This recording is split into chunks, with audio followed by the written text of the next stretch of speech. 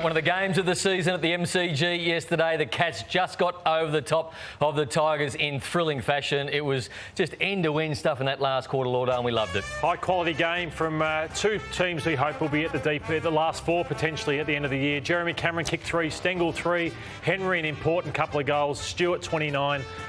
Duncan a brilliant player, and Rioli off halfbacks improving time after time. Lynch and Bolton 3 apiece. But one of our favourite guests that we get on every year is Zach Tuohy. And Zach, thanks for joining us this morning. And did you think you were gone when you went 17 points down in that last quarter? Because it was a brilliant response when you sort of looked like you were lost for a run in that last quarter. Yeah, g'day guys. No, I certainly didn't think we were gone. I think history tells you we've got form at sort of hanging on in those games, but cracking game of footy, and it was disappointing to let a big lead slide, but they are just about back to their best, so we knew they were going to come hard, so very pleasing to come back and get the chucky. We're watching some of those final quarter moments, and that was a big play here, 5 points down, Stengle over the top to Cameron, but you're 35 points up and you get down by 17 points. A lot of people ask me, what's the best way of stopping momentum in a game of footy? Does it start in the centre bounce? Yeah, in some ways footy hasn't changed in a long time. Most games tend to be won in the midfield, and I thought we were fairly dominant in the first half in that area, and it felt like they really wrestled momentum back around the middle. And inevitably who wins it in there tends to put pressure on the scoreboard. So huge credit to our guys, because it's very easy once teams get back on top of you to just go to war, and that's just not an accusation you can ever make against our guys in the middle. Clearly the biggest talking point out of it, other than how good a game it was, the game of the year, is the Tom Stewart hit on Dion Prestia. Where were you, Zach, and have you spoken to him after the game, and what's your view on it? Yeah, I was actually reasonably close to it, but didn't see it in real time. I actually thought initially Joel was the one who gave away the free, but I've seen it since, and I've spoken to Stewie, and he's fairly upset. Obviously, thoughts at the minute are more with Dion, but he's fairly shattered. He knows he's probably in hot water, and I guess the problem is when you're as physical a player as Stewie is, and he is one of the most physical players I think I've ever played with. If you get it wrong or you do mistime it, this is the risk you run. So it was an unfortunate accident, clearly kind of not deliberate. You get split seconds to make these decisions, and when you cover up at point of contact, you run the risk, and we'll just have to wait and see what happens. Zach, your point about your concern being for Dion's the right one. Just back to the Tom specifics, he seemed to be rattled by it even at the first break in play, and the way that teammates reacted around him. Did you personally, during the course of the game, feel the need to just put your consoling arm around him? Yeah, look, he's incredibly harsh judge on himself in almost every way. It's why he's been such a great player, but he's an incredibly high character type of guy, and his intention would never be to kind of injure another player, and so I think he was pretty upset by it in real time, and I did speak to him during the game, but credit to him, he managed to still arguably be our most important player as the game panned out. But he is upset. He's a quality person, and he's sort of feeling it as well. Zach, you play finals every year, a grand final a couple of years ago, a heavy training phase a couple of weeks ago. It was talked about by the football club. Can you talk us through what a heavy training phase is, what it entails, and obviously it's looking towards September action?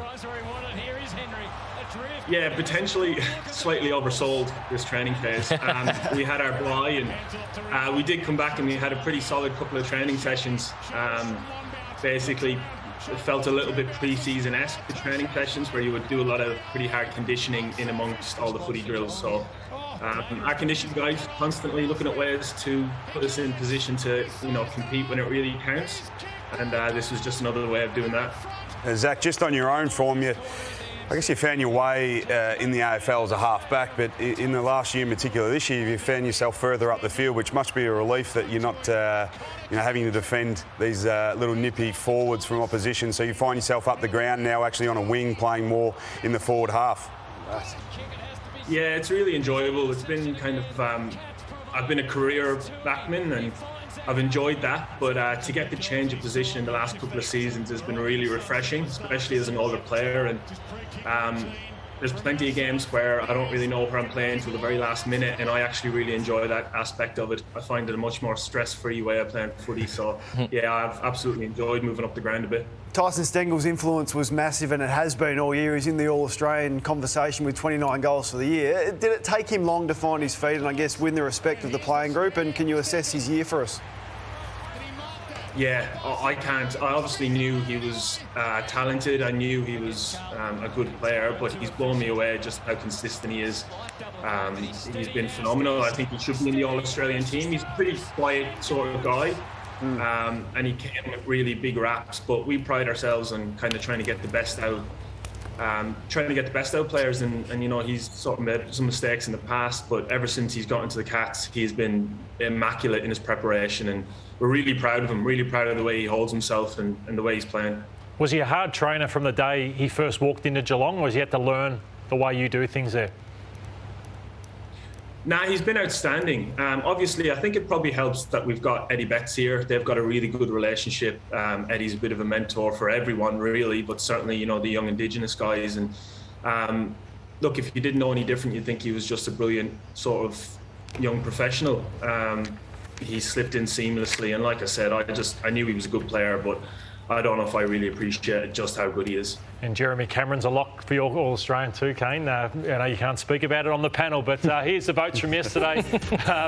Tom Stewart, a lot of people gave a lot of venom towards me yesterday for giving him votes on 3OW, thinking you shouldn't give votes to someone who was charged through. Interesting what the umpires do. Yeah, it will be interesting. Yeah, it's not the fairest and best on our awards, so he gets the votes. Baker gets 8, Stengel a 7, and Nick Bloston a lot to his game as well. And here is Lou's prize pack for you, Zach. Magnificent. We'll start with Luxury Escapes, a gift card from them. It's your one-stop shop for the world's best escapes, experiences and flights at great prices, hand-picked by experts.